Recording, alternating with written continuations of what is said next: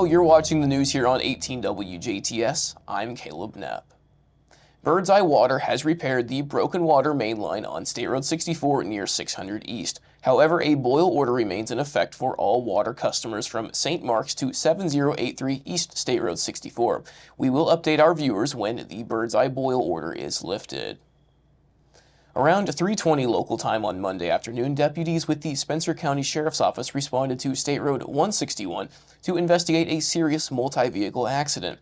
Authorities learned that a white SUV was northbound on State Road 161 when it crossed the center line for an unknown reason and struck a southbound black Chevy pickup truck on its driver's side. The white SUV continued its northbound path of travel and struck a southbound silver passenger car head-on. All three vehicles involved in the crash went over the embankment where the white SUV rolled over. Emergency personnel transported two patients with severe injuries from the crash to local hospitals for treatment. Two additional patients with non-life-threatening injuries went to the hospital for treatment in personal vehicles. Law enforcement noted that the proper use of seatbelts and child safety restraints contributed to the lack of additional injuries, along with encouragement for citizens to always wear seatbelts and use car seats. ISP issues Greene County asphalt scam warning. A Bloomfield resident contacted the Greene County Sheriff's Office on Wednesday afternoon and reported that three people stole valuable items from the caller's home. Authorities say three people in a white four-door Ford F-150 pickup with a red 4x4 emblem arrived at the home and represented themselves as an asphalt company. Two individuals distracted the homeowner while the third entered the residence and took the valuables.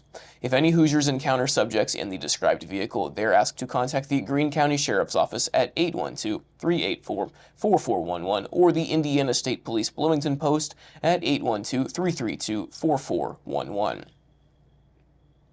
All makes and models of cars will roll in Sunday, August 13th for the 4th annual car show in the park at the DuBois County Museum. The car show will be held rain or shine in the grassy shaded area east of the museum building. Registration will begin at 9 a.m. Eastern and continue till noon. The cost is $15 per vehicle on the day of the show and $10 for pre-registered vehicles by August 7th. Forms are available at the museum and on the museum's Facebook page. Judging will begin at noon. Awards will be presented to cars that are pre-2000 models with Top 25 and Best of Show awards. Awards for models 2000 and newer will be Top 15 and Best of Show. Special awards will be given for special interest and people's choice. Attendance prizes and drawings will be presented all day to the registered car owners. Dash plaques will go to the first 100 registered cars. Goodie bags will be presented to the first 50 cars. The museum will have a concession stand beginning at 10 a.m. with breakfast items on the grill, including sausage and egg combos and bratwurst sandwiches. Hamburgers, cheeseburgers, and refreshments will be available all day. All meats are purchased locally at Markley Meats. All proceeds benefit the DuBois County Museum. Recent renovations to the museum included painting the complete exterior of the building and new roofs being applied to the north end of the building. A remodeling of the lobby area is planned for 2024. On this day, the museum will be open from 1 to 4 p.m. to view all the exhibits and items. Questions on the car show may be directed to Kathy Bachman at 812-630-8696. A new conservation record was recently set by Hoosier farmers. According to a recent conservation survey, Indiana farmers have set a conservation record this year by planting an estimated 1.6 million acres of overwinter living covers. Overwintering living covers such as cover crops and small grains like winter wheat are known for their environmental benefits, including helping increase organic matter in the soil, improving overall soil health by adding living roots to the soil for additional months of the year, improving water infiltration into the soil, and serves as natural fertilizers.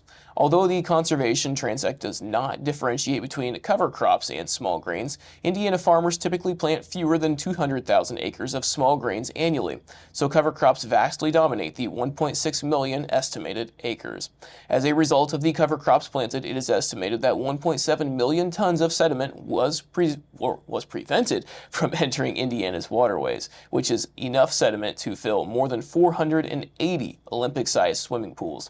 Overwintering covers also prevented 4.3 million pounds of nitrogen and over 2.2 million pounds of phosphorus from entering Indiana's waterways. We'll be right back with a check of the weather, followed by Kurt Guxel with sports.